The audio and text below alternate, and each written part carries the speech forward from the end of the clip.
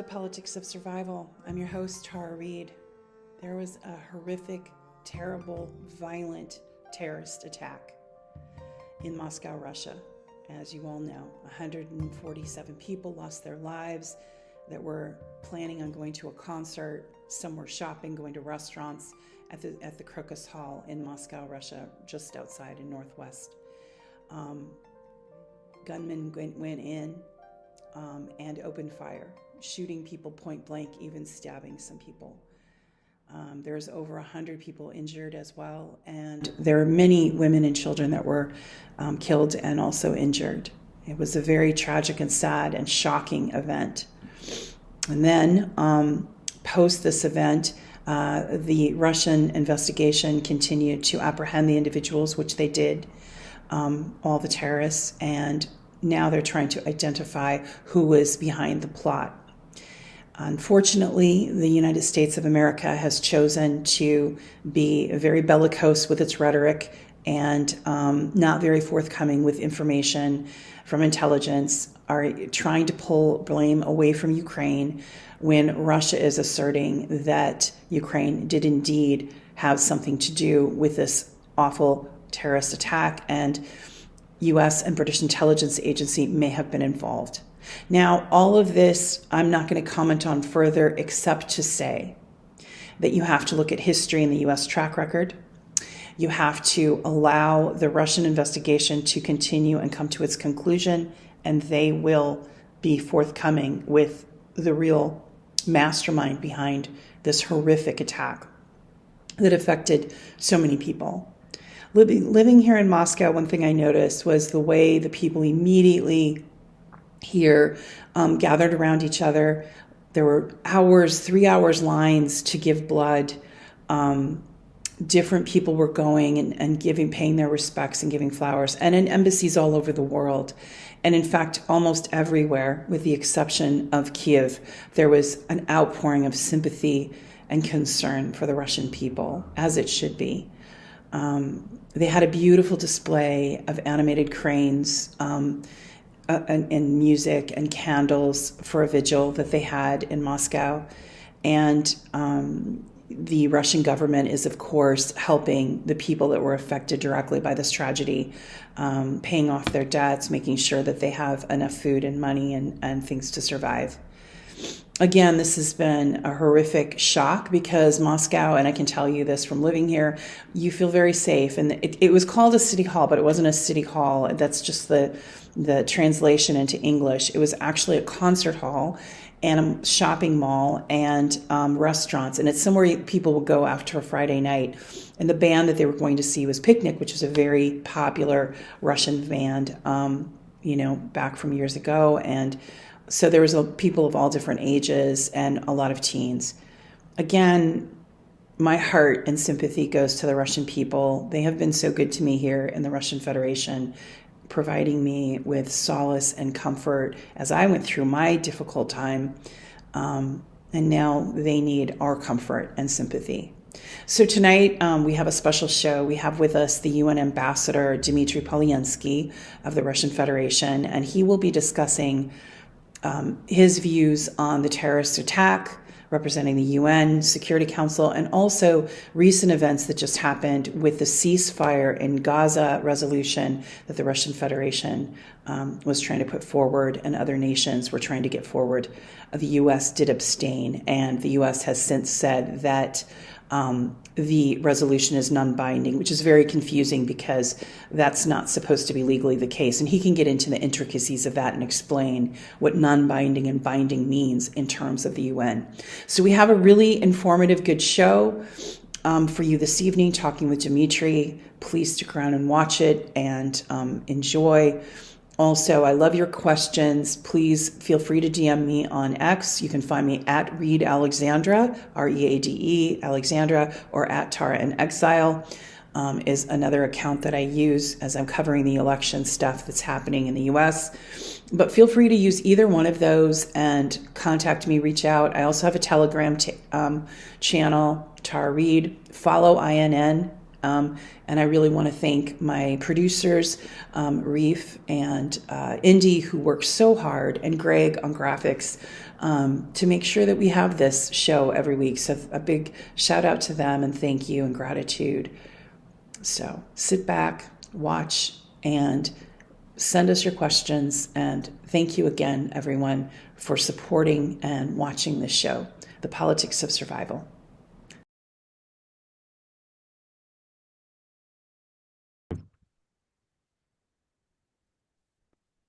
Welcome back, Ambassador. It's been a while since you've been on the show, and I was going to have you on sooner, and then some events happened last week. In fact, a week from Friday last was, the terrible, horrific terrorist attack, and I have felt really heartsick being here in Moscow, seeing the pain and suffering that has happened. And I know it must be hard for you as well. Thank you. It's really a very painful event, and we all were quite devastated when we learned about it. But there is a big compassion to us here in the United Nations as well. We managed to agree on Security Council press statement very, very soon, a few hours after the attack. We opened the book of condolences, and a lot of our colleagues came and made inscription into this book, regardless of other divergences of positions that we might have. But here they were very, very much united and compassionate in expressing their condolences to us. As they should, as everyone in the world should. And I did, I am American and living here in Moscow, Russia.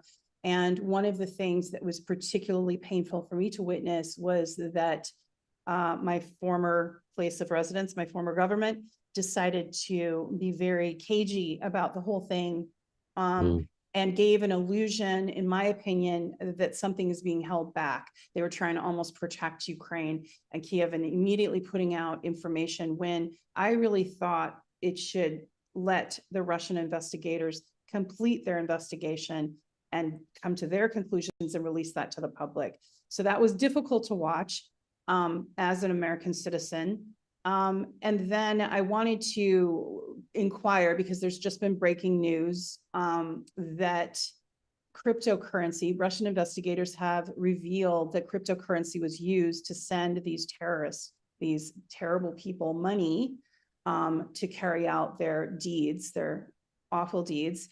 And that money came from Ukraine. Now, that's what the Russian investigators are putting forward. I know you may be in your capacity limited to comment on or expand further, but I wanted to ask you about your thoughts about the US reaction and the knee-jerk comments by Senator Graham and Biden and others that were trying to throw everything on ISIS and bring that up again. What are some of your thoughts on that? That, I know our American listeners in particular and British listeners are curious.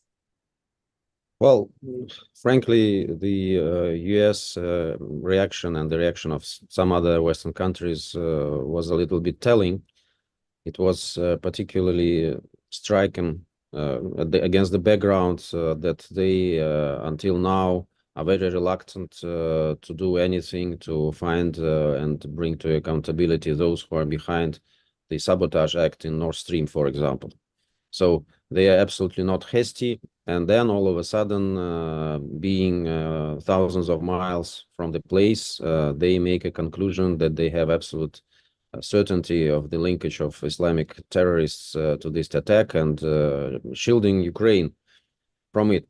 I really don't know what they have. I don't know the data that they have, but it looks very suspicious, frankly, especially given the fact that there are so many discrepancies in the version that would link this attack to Islamic State. They were repeatedly highlighted by specialists, by experts. We don't want to rush to the conclusions. I indeed prefer to abstain from commenting this topic more, because we are waiting for official results of our investigation, which is ongoing and which is progressing quite rapidly as far as I can see. And we also noticed this breaking news that you mentioned. This might be a very, very important piece of a puzzle, but we will wait for the whole puzzle to be shaped, and I'm absolutely sure that we will have to say a lot of things to international community. But let's not precipitate things, and let's wait for the end of official investigation.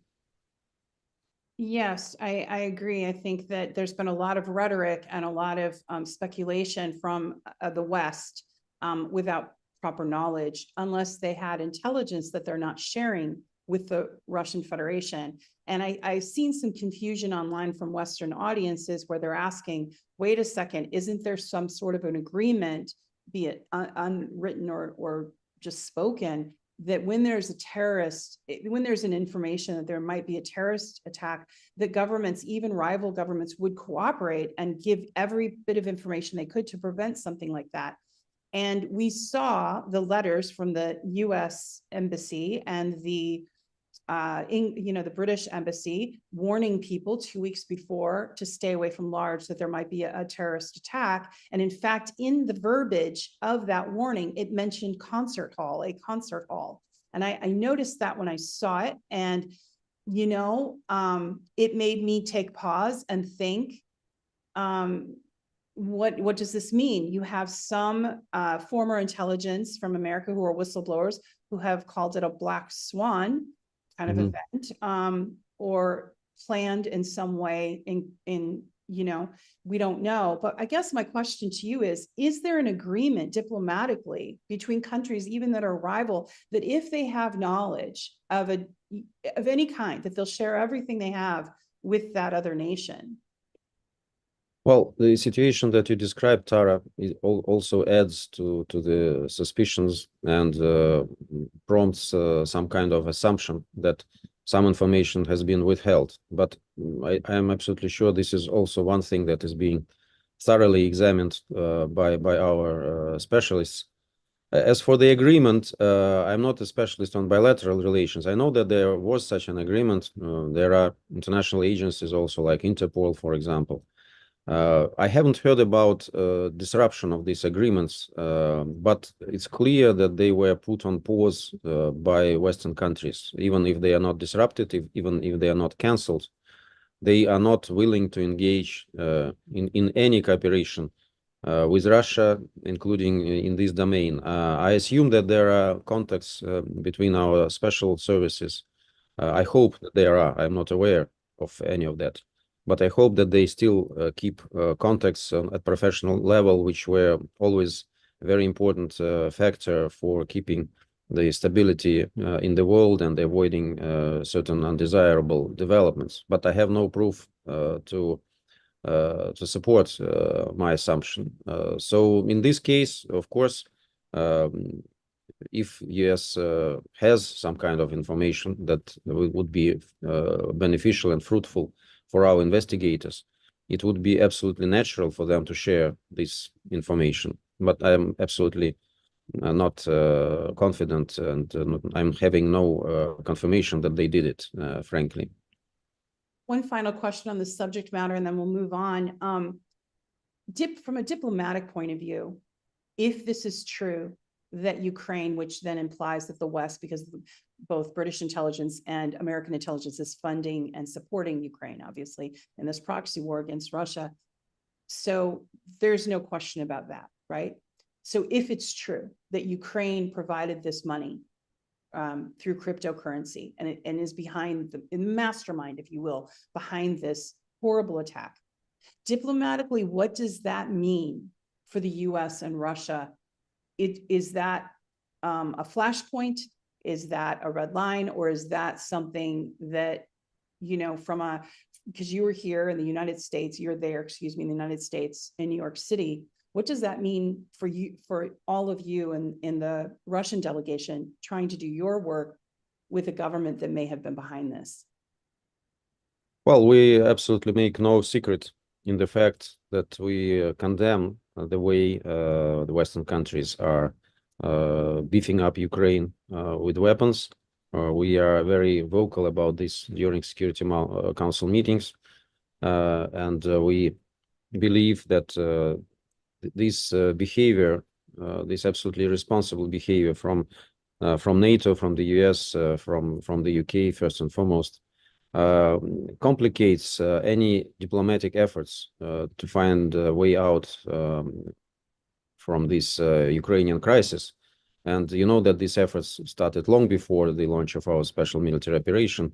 There was an important military buildup in Ukraine under the shield, under the smokescreen of Minsk agreements for many years. Now this is a proven fact. And it only continued with more intensity when our special military operation started. And now, at this point, actually, this military assistance or military supplies are the only lifeline for the Zelensky regime, because it has already squandered everything that it had from military equipment and the army. So in this sense, as we said at one of the Security Council meetings, one of the recent meetings, the goal of demilitarization of Ukraine in proper Ukraine has been already fulfilled, because Ukraine does not possess anything, any weapons of its own. It only uses what the West is sending it. As for the possible linkage of Ukraine, it's still formally a hypothetical assumption. If of course if it proves right, it will be a big news. And I think this question would be logical to be asked by fellow Americans, by American citizens, how they view the fact that their government is supporting with their taxpayers' money states like Ukraine. Even if we put aside this military side of the problem, let's imagine that it doesn't exist, though it of course exists. Let's view it from the point of view of supporting a truly authoritarian regime, a dictator, cancelled elections, who is becoming illegitimate very soon, who doesn't want to share any power, who prosecutes his political opponents, who keeps a lot of political prisoners in jail. It's enough to recall the fate of Gonzalo Lira, the American blogger, and the United States government still pretends that they don't know anything about it. They don't want to press Ukraine. They didn't want to save his life. They had plenty of opportunity to save his life. It was not difficult for them, but they tried to ignore this fact. And Gonzalo was only one of thousands of political prisoners, of those who dared to criticize Zelensky regime, and they found their fate in prison right now. Is it really becoming for the United States, which proclaims the principles of support of democracy, free speech, and whatever, to support a country like this? So all this together, I think, prompts a lot of questions for the US citizens to ask to their government. It's up to them, of course, to decide. We're not interfering in this process, but I would be very much concerned about this if I were living here in the US and not working. Absolutely. I wanted to shift topics to something that you've been obviously working on very hard, which is the issue that's going on with the horrible amount of civilian deaths in the thousands of women and children in the Gaza Strip, the Palestinians, by the Israeli. And of course, the US, again, being on the wrong side of history, is funding Israel with weapons on one hand, and has been adamant against a ceasefire. Finally, they just abstained to vote. So the UN Security Council, which you were present, voted for a ceasefire in Gaza, because you're not only watching the people being killed, but you're also now watching them being starved, and aid, which is literally miles, just a few miles away, is not able to get to the people that need it, and people are starving. I've never seen anything like it in my lifetime. It's horrific to watch in real time. Yes, this happened in Iraq, but I think the image is becoming more real on social media and in real time really drives home just the absolute evil of this genocide. I wanted to ask you, because one of the questions I've seen online over and over for our audience to educate them, when the US was asked about abstaining from voting on the ceasefire, okay, the answer came from both John Kirby and Jake Sullivan. They both are, John Kirby's head of the NSA, and Jake Sullivan was speaking on behalf of the White House and the Pentagon. And they were saying that the UN Security Council ceasefire is non-binding. So people didn't understand the difference between a binding resolution and non-binding. And what does that mean? If they're saying that it's not binding, then what is the purpose of the UN Security Council, and why doesn't it have more teeth? So could you kind of explain that? It's a legitimate question, Tara. We were all asking ourselves this question, and we were very frustrated. I think it was a very clumsy attempt to cajole Israel by the US, because you know that Israel was frustrated. They wanted US to veto this resolution, which calls, for the first time, you're absolutely right, it calls for immediate ceasefire for the months of Ramadan. This is not what we wanted 100%. We wanted the call, demand, not the call, but demanding, and that's also demand. The resolution is demanding immediate humanitarian ceasefire. We wanted it to be permanent, but there is a sentence that it is leading to durable, lasting ceasefire. So it's better than nothing, and it really opens a lot of opportunities for UN agency, for us all to work and to press Israel first and foremost to implement the provisions of this resolution, because you're absolutely right. The situation is absolutely horrible in Gaza, and especially now when we see that that assistance is really on the borders, on the frontiers of Gaza, and US and the others are trying to invent some kind of very strange ways to deliver it, like from airdropping or from sea, instead of pressing Israel just to open the crossing points, which is the easiest solution, and to let the food get to the people. So Israel was very frustrated because of US decision. Previously, US always vetoed even the hint for a ceasefire. They wanted, they promoted some strange constructions, like creating conditions for ceasefire, or the last resolution that we had to veto with our Chinese colleagues was speaking about determining imperative of immediate ceasefire. So it's so sophisticated. I don't know. My English fails me when I try to analyze what is a determining imperative of ceasefire. But it's absolutely sure that it's not about ceasefire. It's about imperative. Right. Now we have ceasefire on paper, which is very important. We were, without any irony, we were very happy that US was on board this time, and they abstained. But Israel wasn't, and that's why they made this very clumsy attempt. First, the PR, Linda, mentioned it in the statement, explanation of the votes. All of a sudden, we all were absolutely astonished by this, saying that this is a non-binding resolution. It's not true. All the resolutions of Security Council are binding. Okay. And of course, Linda and her team know it perfectly well. But for some PR reason, I don't know, they decided to launch this signal which would be met in Israel, maybe in the United States, in some circles, as some kind of indication that nothing serious has happened. There is no change in US policy, and that Israel can continue to duck from the implementation of the decisions of the UN Security Council. This assessment was repeated by Mr. Kirby. You're absolutely right, which added to this situation some kind of suspense. Reporters repeatedly asked US delegation of how they can clarify this issue.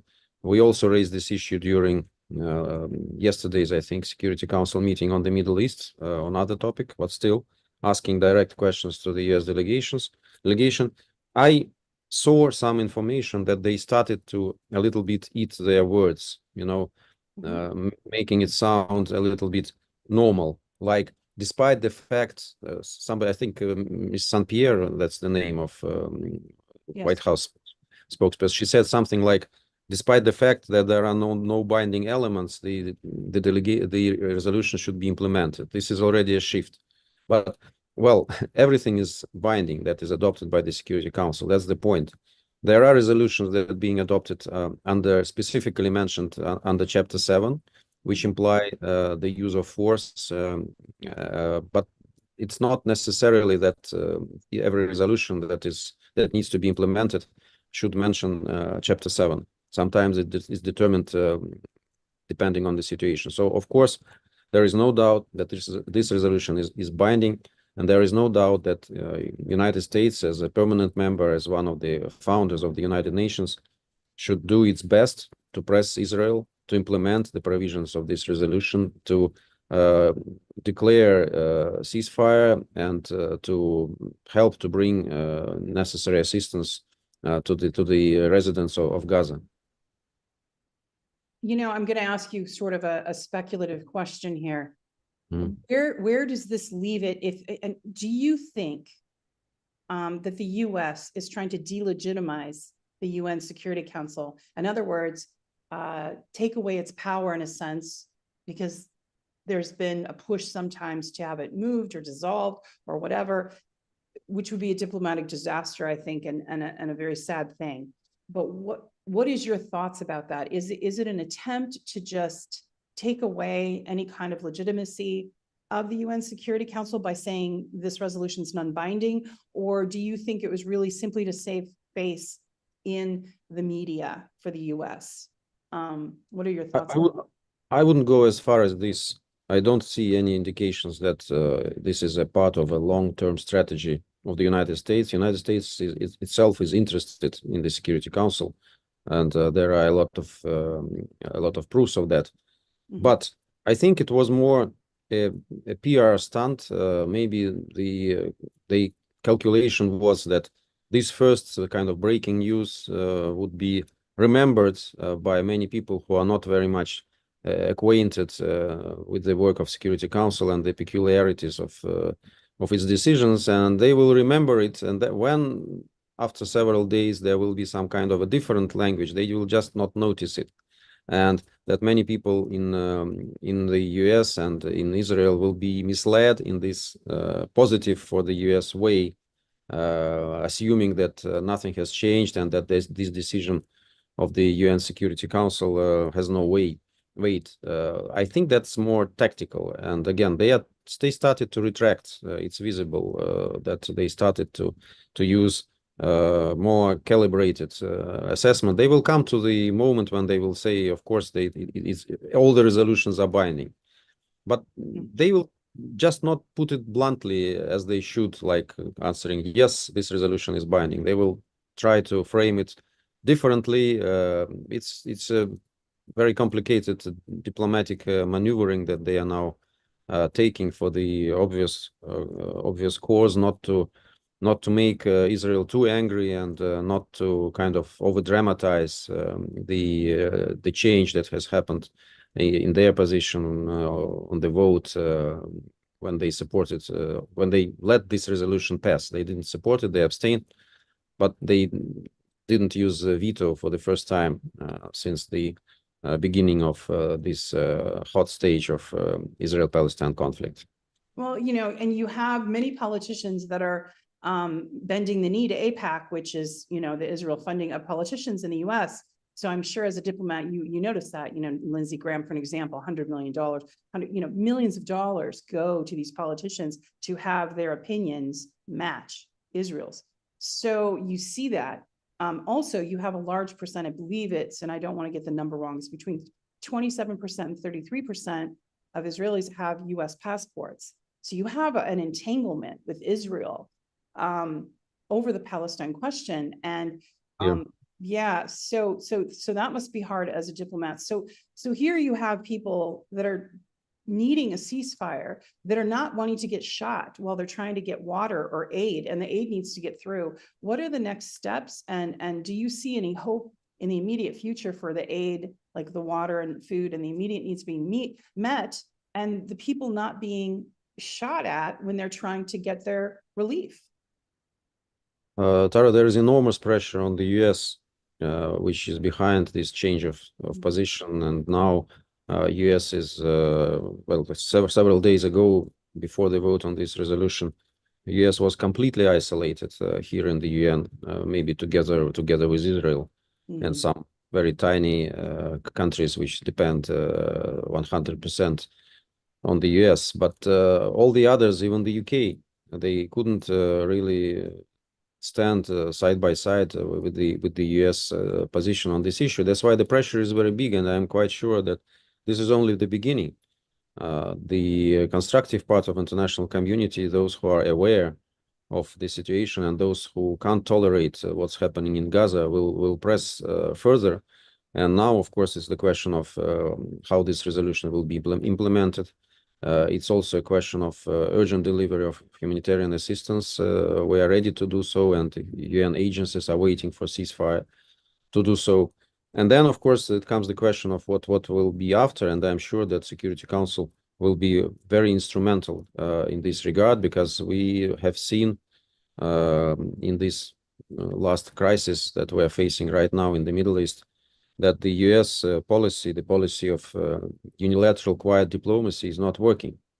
You know that they were absolutely incapable of calculating this crisis, despite of the fact that they were very much involved in all the activities with Israel, with Palestinians, with the others. Mr. Sullivan, if I'm not mistaken, just a week before this crisis, said that the situation in the Middle East has never been calmer than it is right now, trying to advertise US quiet diplomacy. So it's something that should be done in multilateral format, not only by the US. The US is a part of this. Nobody's saying that, nobody's denying this, but it's only a part. There should be the others. There should be Arabic countries, of course. There should be the countries of the region, European countries, Russia, China, Iran, whoever. We need all to play some positive role here and to find a long-term solution to avoid this kind of crisis. And to do so, of course, the US has to align with the principle of international law, not the rules-based international order which they design for themselves, but international law, which is based on the UN Charter. And this is inevitable. I think that Security Council will be quite instrumental for this in the nearest future.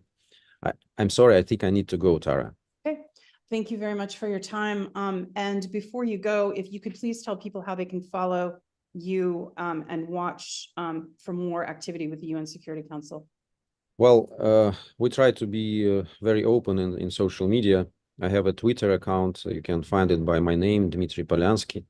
I have also English language Telegram account and Russian language Telegram account. So Telegram is now indispensable source of information. I think it's the quickest and the fastest way to learn what's happening, and you can learn from many sources, from different type of information, and it's up to you to choose and to pick up what you want to read.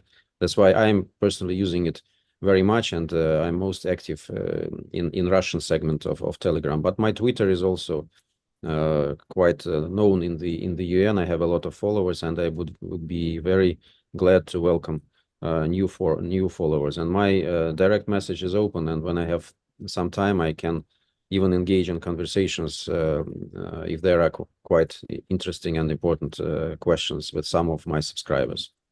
So right, thank you very much for your time. Thank you so much, Ambassador, and good luck to you. Take care. Thank you very much. Good luck.